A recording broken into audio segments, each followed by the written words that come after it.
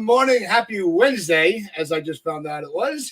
So, it's just the Pitchside Chronicles. I am Uncle Tats. I'm here with Rob and Donald.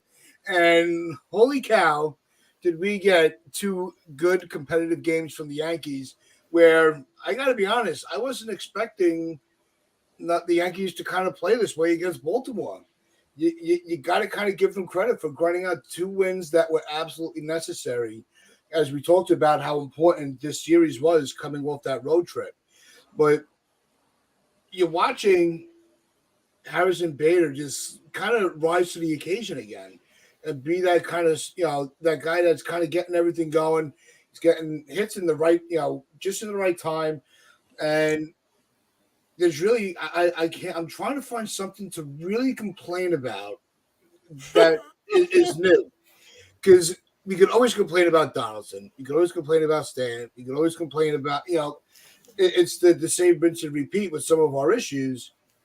But when you get back-to-back wins against, in the division, against the team that you're chasing, it's hard to be overly negative. You sound like every Twitter account. Why would you try to find for something to complain about? They just beat the Orioles twice after you said we were screwed. You said we had no shot. Be happy, Tats. We just beat the Orioles 2 games in a row, and we look pretty good doing it.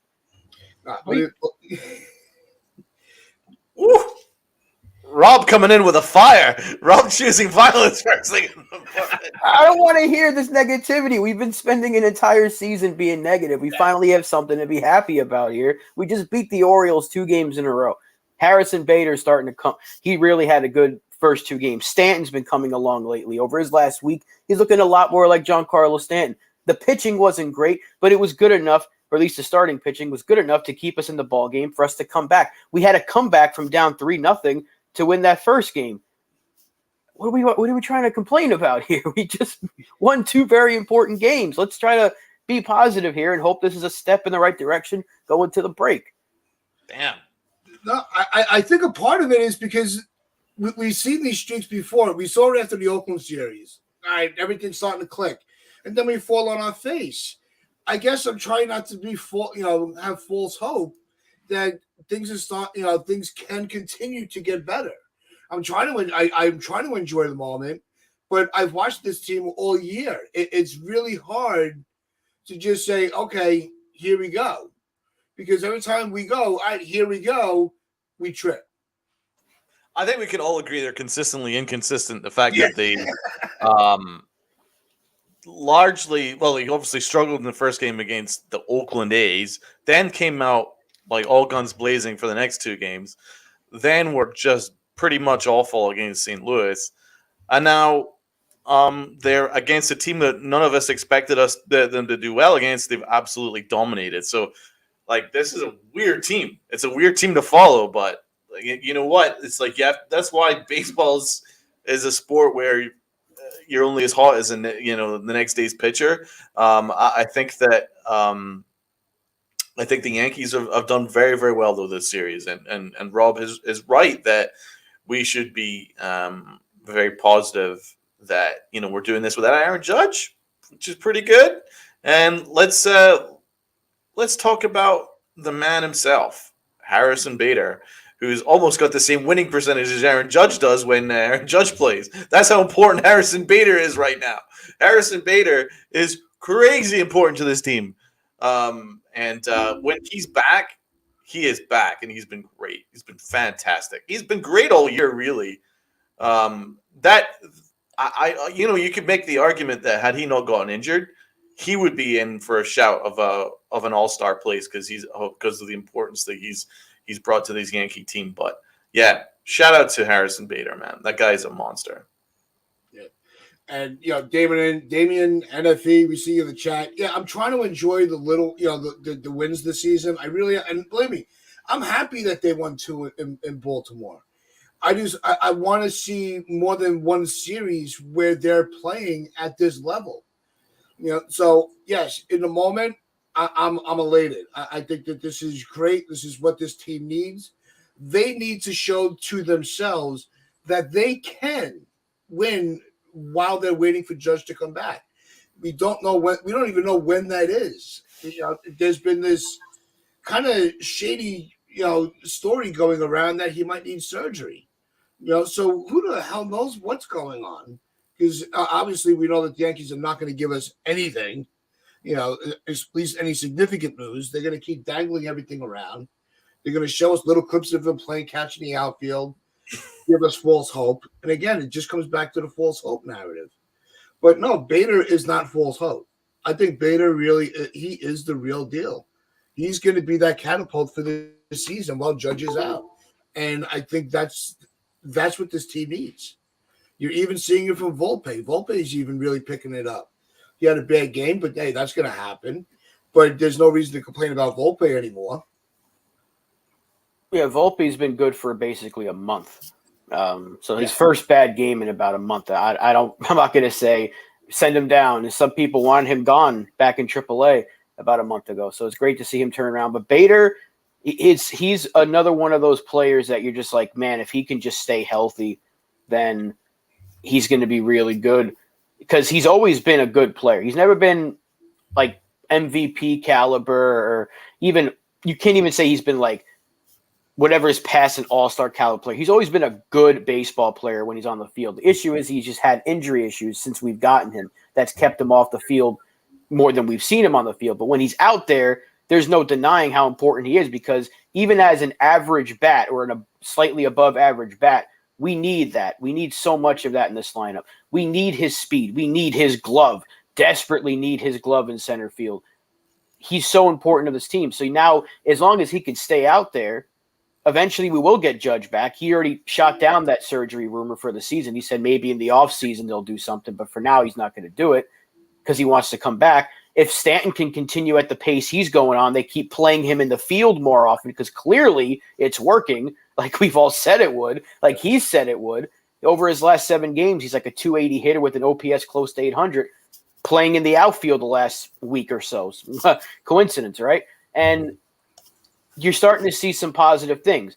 There's still concerns. Don't get me wrong. We still don't have a left fielder. As good as Bowers has been, I'd still want to see Florial here. I still want to see Peraza up here, because Peraza just had a great game. And by the way, I want a quick congratulations to Everson Pereira. Did get called up to AAA and hit a home run his first at bat. So good for him. Glad to see it. The future looks bright for him. But there are things to still be concerned about. But there are things to be like, okay, this is kind of a positive tick upwards. Now, yeah, can they sustain it? Absolutely. We got to see that. We got to see it to believe it. But I don't want to be like, I still see people trying to nitpick. Like, well, if they could have done this. You heard Don LaGreca's like rant the other day about a Yankee fan saying they could have won the game earlier, and he went off, because it's like, how could you complain when you won a game? We're winning. If we're winning games, let's just try to keep it like things are going pretty well. We're still 10 games above 500, 9 or 10 games, holding a playoff spot. We're gaining some ground on Baltimore now. If we can win this series, that'd be huge. Hopefully can try to take 2 out of 3 or something from the Cubs. Go into the break feeling good. We're going to get Rodon back. We're going to get Nestor back. Maybe even Judge by the time we hit August, the middle of August. Let's try to be – I'm not saying you're just being so negative, Tats, and you deserve to be ripped on, but when I heard you start the show with that, I was like, why are you being like Twitter? Why are you acting like these Twitter fans? I'm like, let's we've been so negative all season. Let's just try for once. Let's try to be a little upbeat here. Let's do a roll call. Jonathan. Good morning, Jonathan.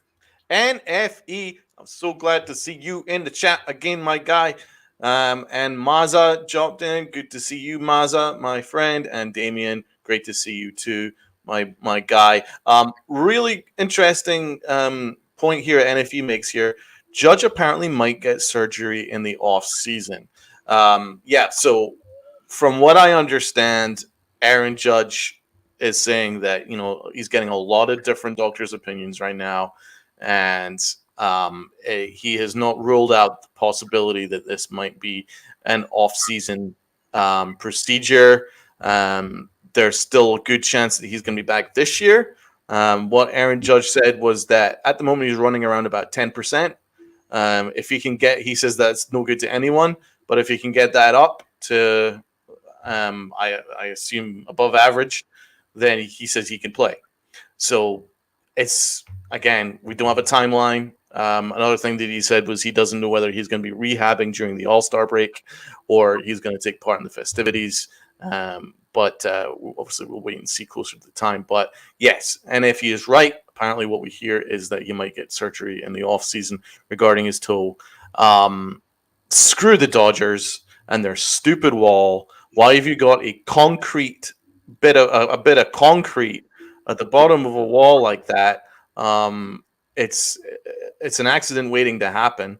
I mean, it's not like Judge ran through the wall collapsed. so, so I mean, there's obviously a problem with that stadium. Like you can't have that. You can hurt people, and that's just what you've done. You've just hurt the best player in baseball. That sucks a lot. They need to deal with this toe.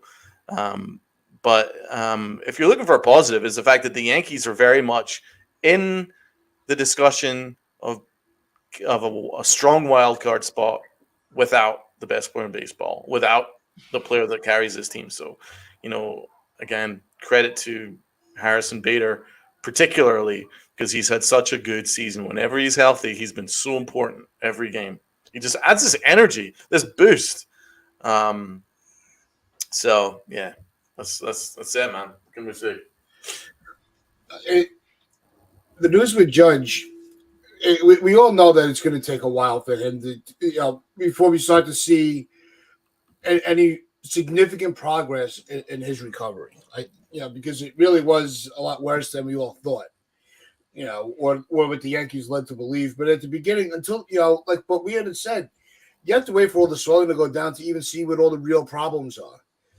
So even before they made a more accurate analysis of the injury, that was even going to be a waiting process.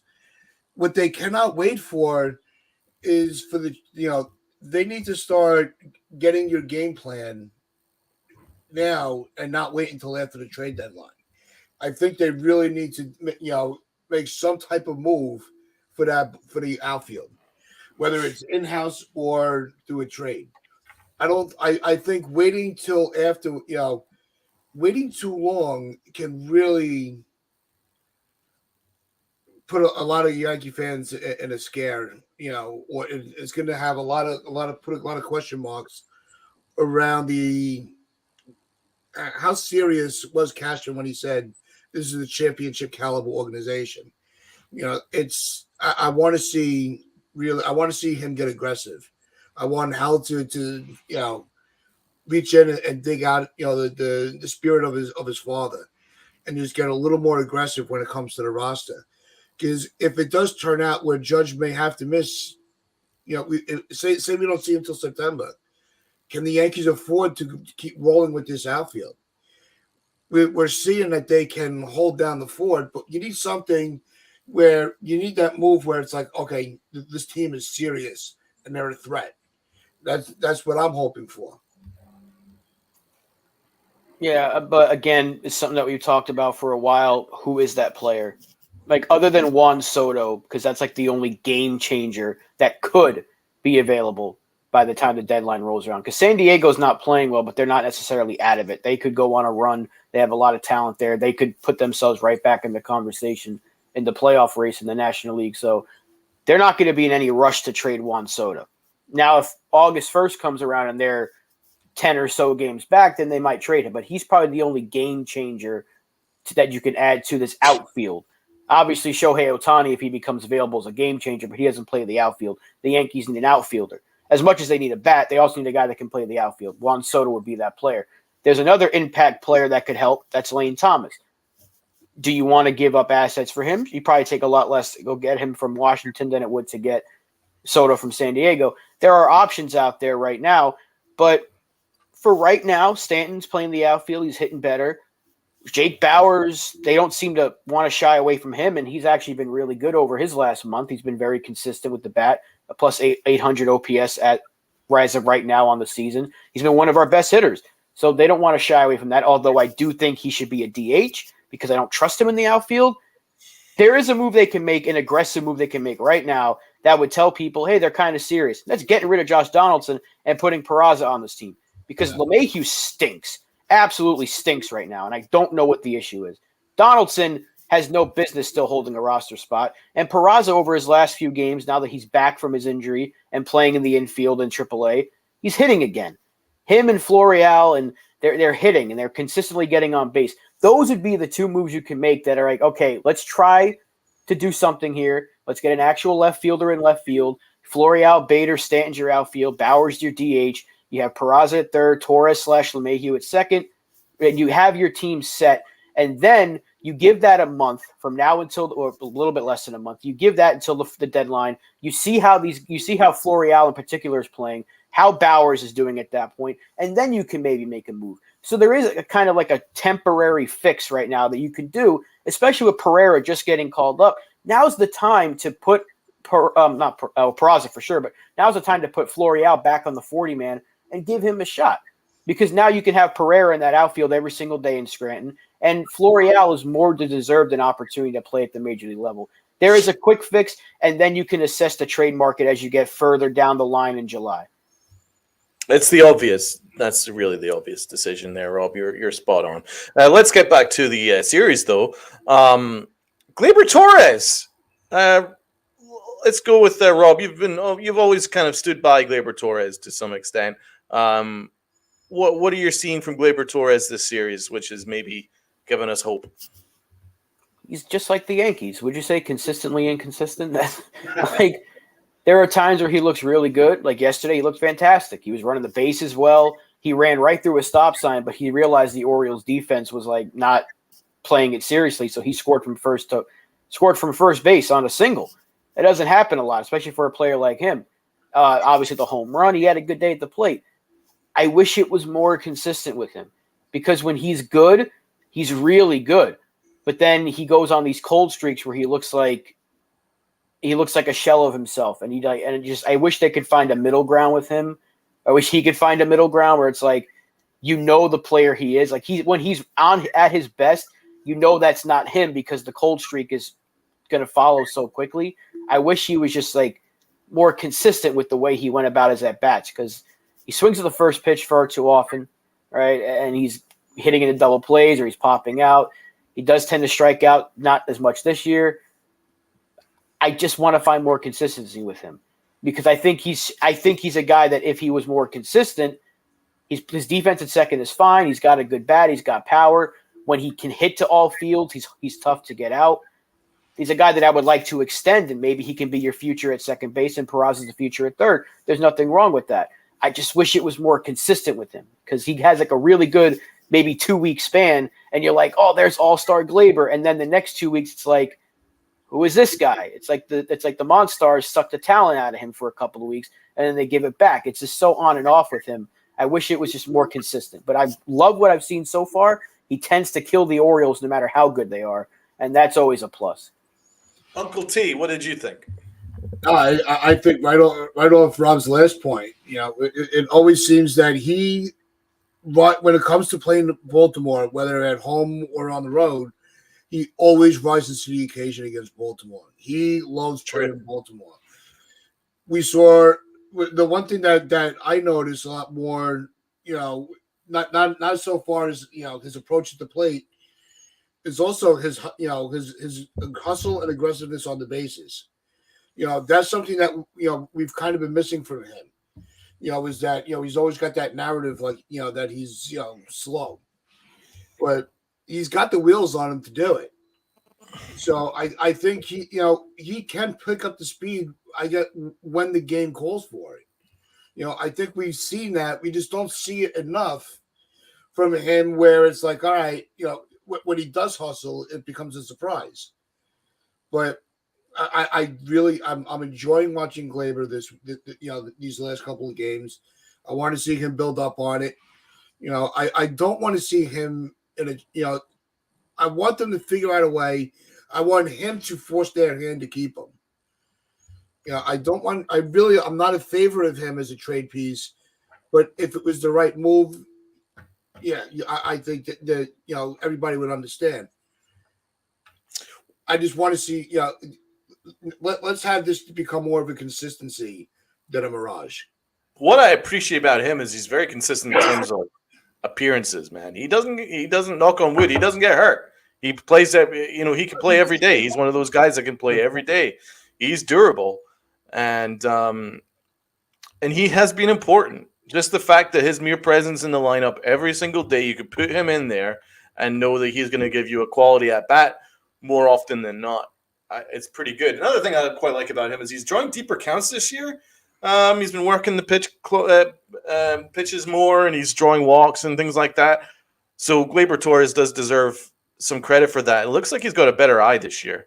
But again, the Yankees need to fix this infield situation, but we've been saying this every podcast. There's no point getting into it again. But whatever happens, Torres does deserve credit. I mean, he plays every day, and with a team that was breaking down around him. You know what? I think that's actually something that should be mentioned is the fact that he is able to play every single day, and he wants to play every day. It's important to have, and maybe you need more of those guys in this Yankee team. So maybe we should extend them, almost for that reason alone, right? But he showed off his IQ yesterday. We've been complaining about his baseball IQ. I've never claimed that he's been the smartest baseball player, especially on the base paths, but hey, he showed it yesterday. Yeah, I think what we saw, like when he, like when Rob pointed out, when he blew through the stop sign, and just kept going. That's what we want to see. But at the same time, you bring up his health.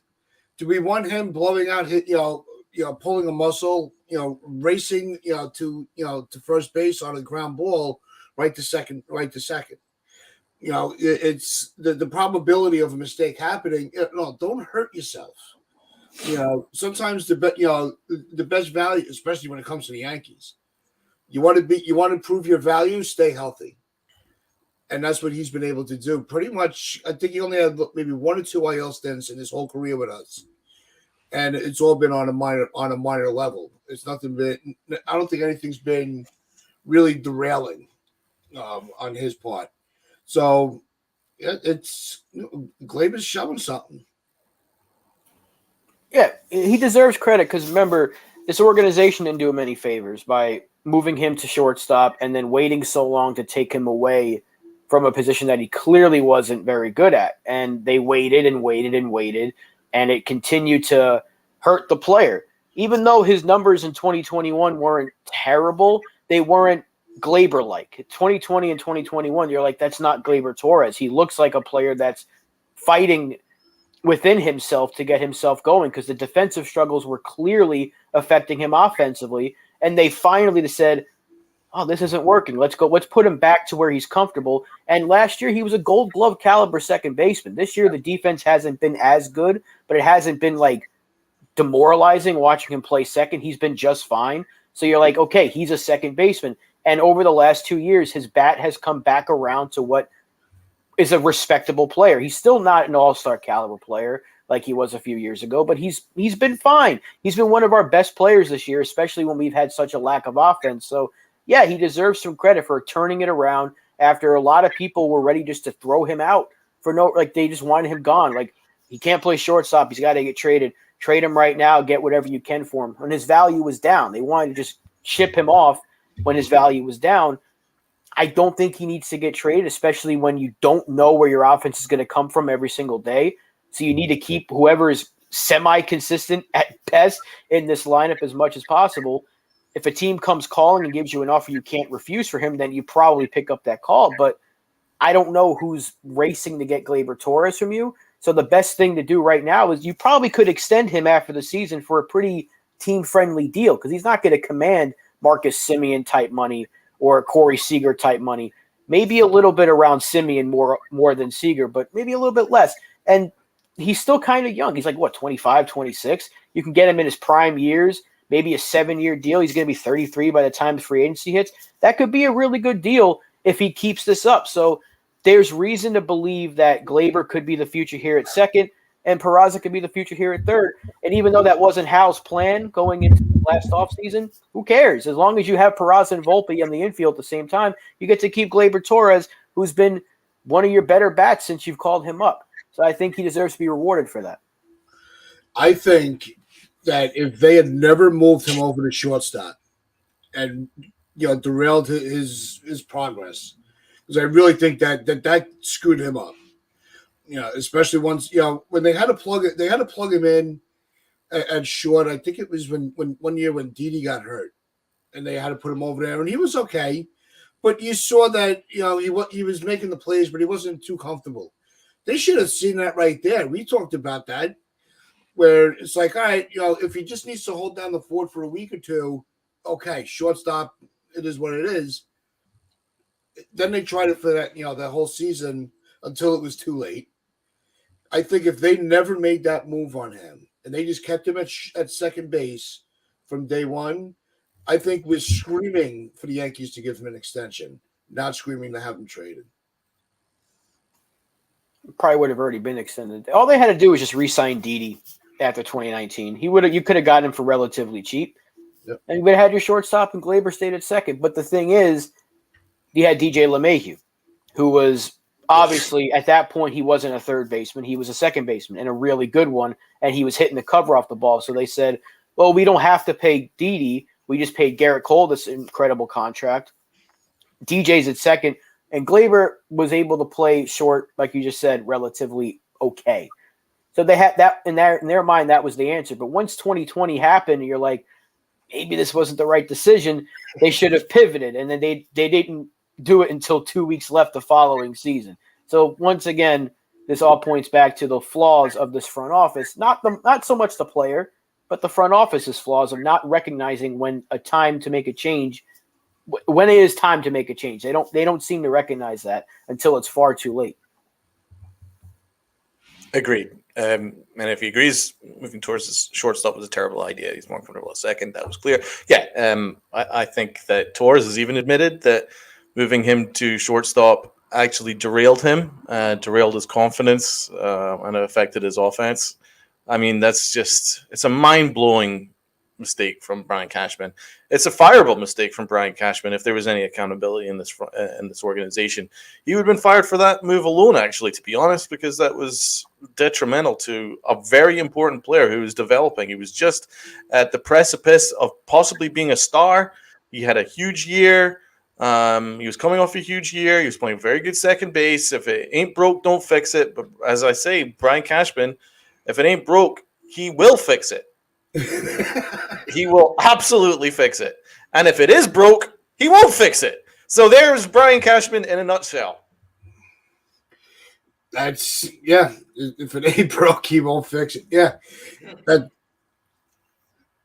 That's where a lot of the frustrations with Cashman really comes through is, this complete flip-flop on players' positions.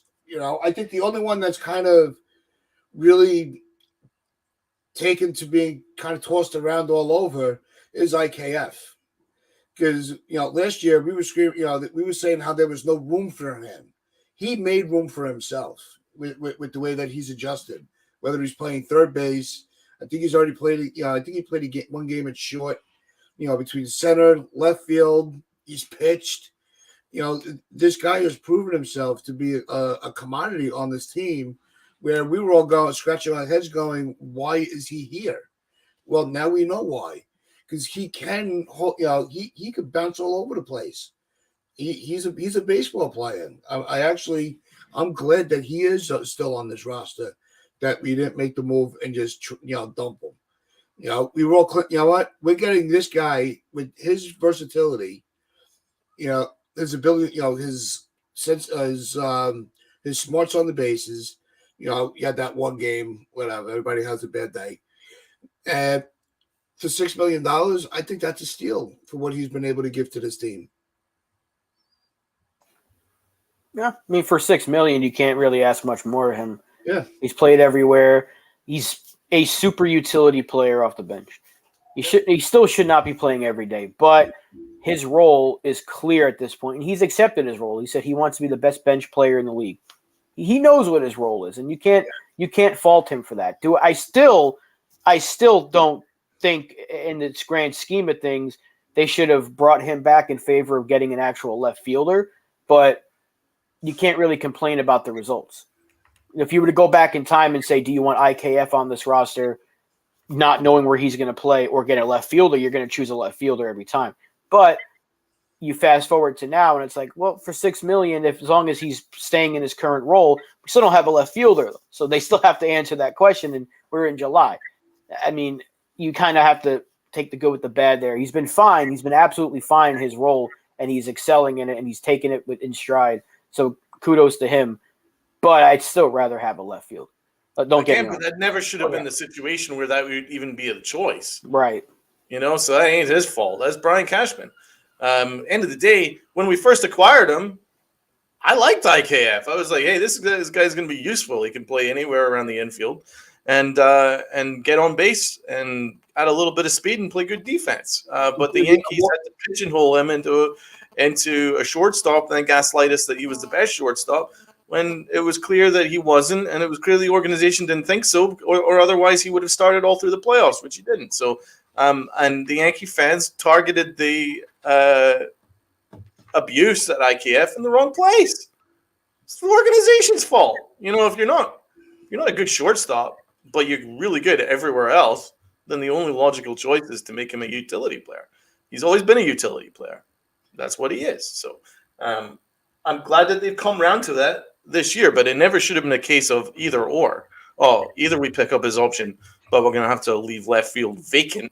Or, I mean, that's just the stupidest decision making. But again, I know that I'm once again going down a negative route of Brian Cashman because, listen, he's done more wrong than right. And I think all Yankee fans will agree on that. But let's get back to positivity. This team is definitely got seems like a new lease of life. And we've got Rodon possibly back on Friday. We should maybe touch on that. What do you think about Rodon coming back? Do you think that's going to be a big boost? We'll start with Uncle T. Yeah, when you're getting a guy like Rodon back, is when he's healthy, he is one of the top pitchers in the league. You put him behind Cole, I think you're going to see just that automatic, upshift in productivity from the starting rotation. You're going to be, we all know that his first outing, he's probably just going to go 5 innings, or he's going to be on a pitch count. They're gonna work him back. They're gonna ease him back in, but he is going to be here. And I think that changes the whole narrative and the whole perception of what's already a very strong pitching staff.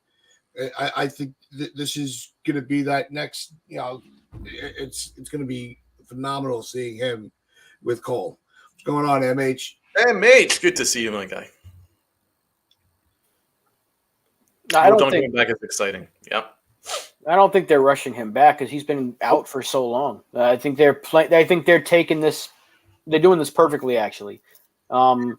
He's had a few rehab starts, I think, at all 3 levels, so they've been able to get him as much time as possible. He threw off a mound several times. There was even that game where I think he threw 2 pitches in the bullpen just to get to 50.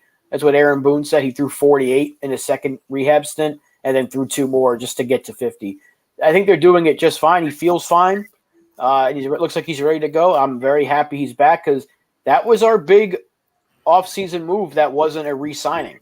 That was our only, or along with Canely, but that was our only big move. So I'm excited to see him out there. And hopefully as the starts go on, he just gets back into a rhythm of pitching every 4th, 5th day. And we can see him and Colby, that dynamic duo at the top of the rotation, because that's what you dream of in October is having a top 2 like that. It's like that gives you as good of a chance as any to win your first 2 games in a series is when you have Cole and Rodon following each other. And hopefully we get to see that this year. I think we will. And I'm very excited to see him pitch. I think he actually might also pitch the first game post All-Star break is what Boone was saying. They're considering it at least. So it's a good idea. Get him out there as much as you can, ramp up his pitch count, and get him ready because we're going to need him in August and September. Yeah. MH puts his I don't think he's rushed at all. I think they're actually, like you said, I think they've done everything right, especially because when we were first hearing, and then he was having issues with the back pain. You're like, all right, now where the hell did that come from? So I think the fact that they really have had him out and working his way back, they didn't rush him into a rehab start program. I think this is one of the few times that we could actually say they handled this absolutely the way they needed to. So I am expecting, a lot of positives out of his return. I don't think I don't think you're going to see one of those outings where he comes back and he gets lit up. I really don't. I don't see that the case. You modeling for him. Holy crap! I actually didn't know that he had an underwear line. Yeah, Is this verifiable?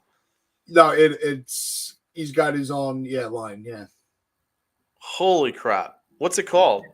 that I don't remember. Not that I want to know. I definitely don't want to know about that.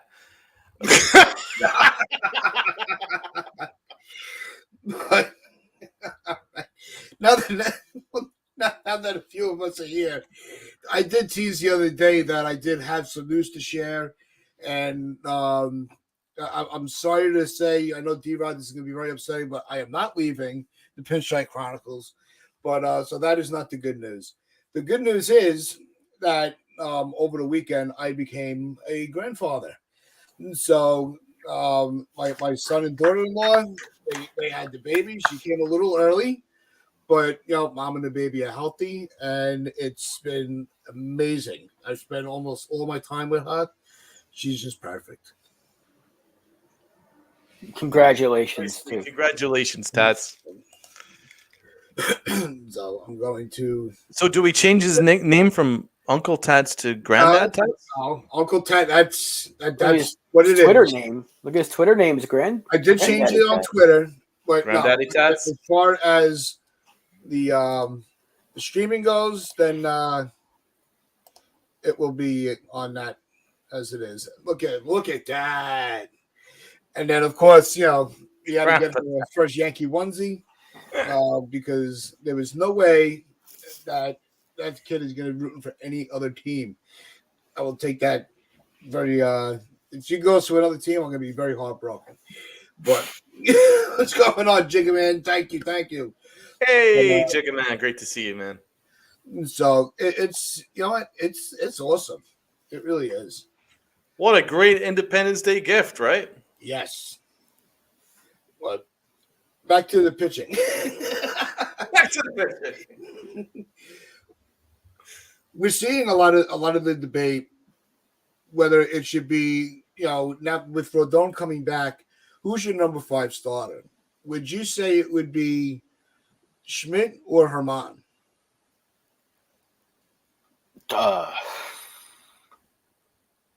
Both. I think right now you have to take Sevy out of the conversation. I said it the other day.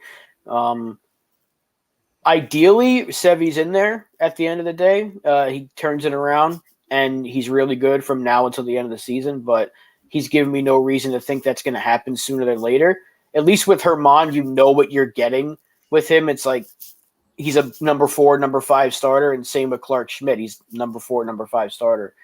The important thing is right now I take Sevy out of the conversation. So at full strength, the rotation could be Cole, Rodon, Nestor, Herman, Schmidt in some order. And then Sevy could be in the bullpen. Or best case scenario, Sevy turns it around and you have a tough decision to make with Schmidt and Herman.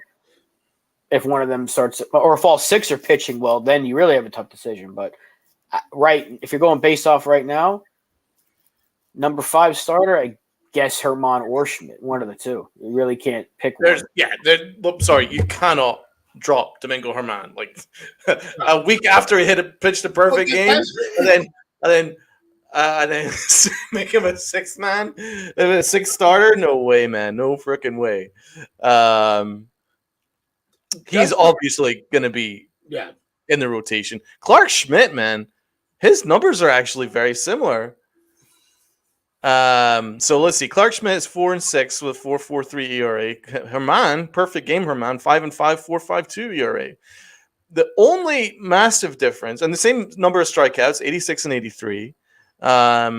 They've pitched the same number of innings, 86, 87, and 85. So pretty much the huge difference between Herman and Clark Schmidt is Herman doesn't give up hits. He's only given up 69 hits in 85 innings. Clark Schmidt has given up 96 hits in 87 innings. So Clark Schmidt gives up too many hits, but he doesn't give up the runs. So he's keeping you in the game. He's getting that vital pitch. He's getting that huge pitch. Get that huge out. He deserves credit for that. There's really no. I'm not seeing anything from Clark Schmidt to deserve him getting dropped down in the bullpen, which leaves us Severino, who's 1-3 with a 6.30 ERA and 48 hits in 40 innings, and he's given up 10 home runs already. So I mean, I don't think it's that difficult a choice. I think Severino needs to be working his stuff out either in the bullpen or whatever. But Domingo Germán, 100% locked down. Keep him. And Clark Schmidt, I think, deserves the fifth spot. So, yeah, Severino, send him down. The thing with Schmidt is, like, early on he was terrible, but lately he's been – that's why the hits that he's given up, a lot of those came in his earlier starts. Yeah. And lately he's been like a number 2 starter, numbers-wise. His last couple of starts haven't been great, but like I said earlier, hasn't pitched you out of games. He's very steady in what you're going to get with him. You're going to get 5, maybe 6 innings, but 5 1/3, something like that. He'll give up 2 or 3 runs, and you're going to have a chance to win that ball game. That's exactly what they needed him to be. Ideally, he would have never gotten hurt throughout his career, and he could have been a number 2, number 3 guy. But right now, as a number 4, number 5 starter, just giving you solid innings, keeping you in ball games, that's perfectly fine. There's a role for that in Major League Baseball. There's a role for him on this team, and he's finally starting to come into his own, and it looked bleak the first month or so of the season. I'm like, I don't know if this guy's going to be a starter. I think he might be a bullpen arm, but he's turned it around, and right now you can't take him out. No, you can't take Germán out because Germán is giving you, even though his ERA is a little bloated, he's giving you something Severino's not, and that's length. Severino's giving you no length. Yeah. And if he is, it's because the game's already out of reach. They don't want to use the bullpen. So, like, he's going to give up 8 runs, but he's going to give you 5 innings. Like, well, at least he gave you length. Yeah, but he pitched you out of the game in the first inning. So you're not getting the length with Severino, at least with Germán. Even if he's given up 3 or 4, he's given you 6 that you can come back from that. You can't come back from being down 8-0 because the Yankees don't have the offense equipped to do that. Yeah, I think it goes to this point from NFE here. Schmidt and Germán pitched well of late. They've been games where the bats didn't come through. I think that's a big part of it. I think that's why you're seeing some of the bottom rotation guys not have the numbers that make you jump and go, wow, I can't believe we have this guy on our roster, is because of the lack of run support. So they're trying to be, even more, they're trying to make the adjustments to try to be more perfect, and force themselves, and they end up forcing themselves into tough innings because they're trying to be perfect on every pitch. You cannot do that. That's just the way it is. You cannot put that type of pressure on your pitching staff, and this pitching staff has completely risen to the occasion. I heard a stat this morning that in the last 3 games, our bullpen is only giving up 3 hits. I mean, that tells you everything you need to know about the strength of this bullpen, and we still don't even have everybody healthy. We still don't have Loaiziga. We don't have, we're getting Hamilton. Hamilton's back. He's doing okay. Canley's been completely, almost untouchable. Yeah, he's been phenomenal. Phenomenal. I was really on the fence with bringing Canley back, but Canley, he's been phenomenal. He's not letting this chance go to waste, and hats off to him. Yeah, but 100%. I think this pitching staff has been beaten up by the team's own offense. Is why these starters don't have better numbers. T-Raj, you're an assassin, my guy. You are an assassin. That's my favorite comment, actually. That's getting a star. That's getting Pin that to the top of the screen. No, but look, the bullpen is the best in baseball. We don't have an all-star in it. And I think that's interesting.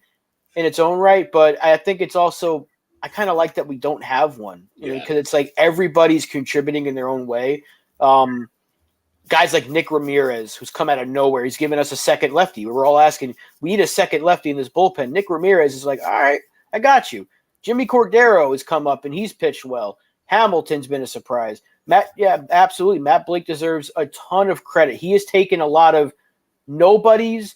Who are these guys? Who's Ian Hamilton? Lucas Licky a couple of years ago, Wandy Peralta, Clay Holmes, all these different arms that we've brought in. And you're like, who are these guys? And they've all become steady, reliable arms in this bullpen. And we still don't have Efros. We still don't have Trevino. We still don't have Loizaga, like you mentioned. And we're getting this kind of production. Clay Holmes has been fantastic since we all screamed for his head, right? He's been fantastic. Michael King, he's had a couple of hiccups, but overall he's been really good. You have your back end. You figure that out. Marinaccio has been really good since last year. He's been probably our best arm from last year till now. The bullpen looks really good, and it's a strength because we have guys coming back this year, and we have a big arm coming back next year in Efros. The Yankees they've always had a strength in the bullpen, but this year it's like you can't find a weakness. Even Albert, I don't think I've seen a Brady pitch in a while, but even lately he hasn't been giving up 6 runs. It's like even he's kind of contributed. So this bullpen has been really freaking good. And when we do get Rodon and Cortez back and the rotation can be what it was designed to be at the start of the season minus Montas, the pitching staff in general is a strength on this team. You're just hoping that the offense can start to get consistent enough to where they're backing up these guys and we can start piling up some big wins and more importantly, some winning streaks, because that's one thing we haven't been able to do. We're still 10 games over. We're still in a playoff spot, one of the better records in the American League, but we haven't been able to put together that like big streak that kind of puts you over the top. If the offense can start doing that, and that goes to Jonathan's question, who can they put in left field? They call up a couple of guys in AAA like Florial and Peraza to get them at third and left field. Maybe this offense could be more overall consistent. More players will get hot, and they can start putting those winning streaks together to back up this really good pitching staff. Yeah, big salute to Matt Blake. Big salute to Mike Harkey. Big salute to the entire bullpen, including Holmes, who, as you've rightfully pointed out, has been locked down for actually most of the year now. So he's been terrific, and the whole bullpen, man. Canely, as you say, Uncle Tats or Granddad Tats, ridiculous. He's barely given up a hit, let alone a run. So he's been phenomenal. So whole bullpen terrific. Most of the pitching staff, apart from Severino, terrific. And that's why we are where we are, where we're still very much in the hunt for a playoff. So salute to that part of the team. Very much salute to the whole pitching aspect. It's the one thing that you can rely on day in, day out that they're going to show up. And they've had so much pressure on them. Holy shit. With this offense, like the worst offense since the DH era for the Yankees, and we're this number of games above 500. So this speaks to the pitching, man. So a wonderful job. So salute to them, and salute to everybody in our chat as well, because our chat's been awesome again today. Love it, and salute to the United States of America. 4th of July, baby. Yeah. And also, belated birthday to the late boss, John Steinbrenner. We didn't bring that up the other day. And also, John Sterling celebrated his 85th birthday. And I don't know if you guys saw the gift that John Mara got for John Sterling. Yeah. Now, how that is awesome. I'm like, it's a big version of this. Wish he'd wear it. I'm like, that's got to be one of the best gifts he's ever gotten in his life. I hope on his maybe like his last game, he wears it for like an inning or something. That would be awesome. Just maybe for like 5 minutes. Just put the helmet on. But he's a warrior, man. Give him that man got decked with that. That was a few weeks ago. He got smacked with that foul ball. And I'm not gonna lie, I did laugh when I heard like the ow, and then I saw the clip, and I'm like, I couldn't help but laugh. And I was like, man, he took that. A lot of people would have been like fake injured, like, oh, I'm gonna call out of work, and I'm gonna do this, I'm gonna do that. I can't see. That man just was like, and here comes the 3-2. I'm like, Jesus, once in your life. Just you have an excuse. It's just a flash wound. We're fine. Let's go. Next pitch. Let's go. He could have handed it off to Susan, been like, "You take the next at bat," but he's like, the Yankees are going to win the game. Salute to John Sterling. That dude's a legend. Absolute baller. We're going to see Vasquez tonight, and he's got respect. It's only going to be his third start, but for someone just coming, after two starts in playing for the Yankees, which is a high pressure, he's falling in line with a lot of the other guys that have been called up and kind of just given that shot. He's got a 1.74 ERA after with a 1-1 record. Not a lot to go on, but I think the fact that he has been. I think his one loss was because the offense didn't. I think the offense got shut out. So who knows? He could have had a 2-0 record. What are our expectations for Vasquez tonight? First, I want to know what the move is to get him on the roster. Is someone getting IL'd, or are you sending? I really hope they don't send down like Nick Ramirez or something, because I feel like it's either him or Cordero. Maybe they could send down, and they have to wait 10 days. But because I don't know how they're going to plan this out. Do you lose a bullpen arm? Because you're going to get Rodon back on Friday. And today's Wednesday. So how do you do this? Someone must be going to the IL. Maybe Severino? Because I think today would have been his scheduled start day, unless he's scheduled to go tomorrow. I'm not sure. Look, I haven't seen any transactions yet. Yeah. So Rodon's pitching Friday for sure. Yeah. Well, Severino's scheduled to go tomorrow, according to MLB's app, but I guess they're just skipping a day. I don't know what the move is, but other than that, just keep us in the ballgame. Do what he did his first two starts. Day and going with Vasquez instead of Severino today? Yeah. Weird. Maybe because Severino was series in hand before giving the ball to Severino. Yeah, I really don't know. There's got to be either someone like Ramirez is getting sent down, but can you afford to do that? Because he's been so he kept us in the game. We didn't even talk about that the first game when Herman wasn't really that good. Like he was okay.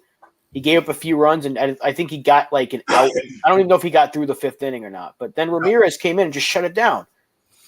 Is he not able to pitch? But then you're going to lose him for like 10 days. But because you have the break coming up, they could use that. Like, we'll down a bullpen arm for a week, essentially, or maybe 4 days, and then you get him back right as the break comes back. But then you got to make another move. I don't know how they're going to do this. I guess we'll just wait and see. But keep us in the game. That's all I ask of you. Do it his last two starts. Give us 5. Keep us in the game. Hopefully get another W. Yeah, I just scrolled through the Yankees Twitter page. They have had no information about any roster moves yet. So I would expect that to come out fairly soon before tonight's game. But it's going to be one of those. They're going to have to set. I don't know what there is no move to make. You take one piece out, and it makes you question what their motive is. Or their reasoning. So I have no idea. I would say I think it's going to be Ramirez, which is going to suck. It might be Cordero. He's been terrible. Cordero, yeah. He's kind of had really none of them had a rough outing, but compared to a lot of the other bullpen. Vasquez, or is he going to be sent down for Rodon? Well, Vasquez is coming up today. That's what we're trying to figure out. Vasquez is pitching tonight. But he's then he'll get sent down again, I'm sure. Yeah, they'll probably do something where he pitches tonight, he gets sent down. Yeah. Maybe they call up like Greg Weissert or something for the next few days. And then when Rodon comes back, they'll send down. They're going to do like this merry-go-round until – yeah. But we don't know who they're sending down right now. I don't know if Cordero has options. I don't know if he has minor league options. I don't know. Abreu doesn't. I don't know who brought that up. Abreu needs to be DFA'd if they want to get rid of him. They don't want to do that because they would have done it by now. Yeah, no, they definitely. He would have been DFA'd months ago before he figured it out.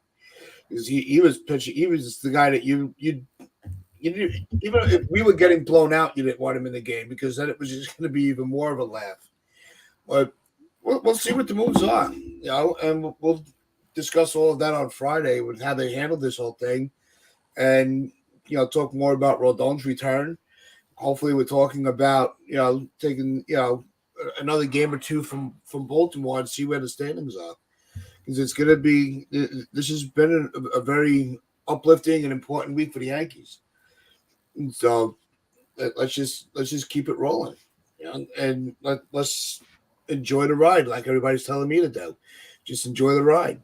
And so remember also, if you've liked this discussion, hit that like button, share this video out. Of course, hit the subscribe button, and as always, wear your pinstripes of pride and play on.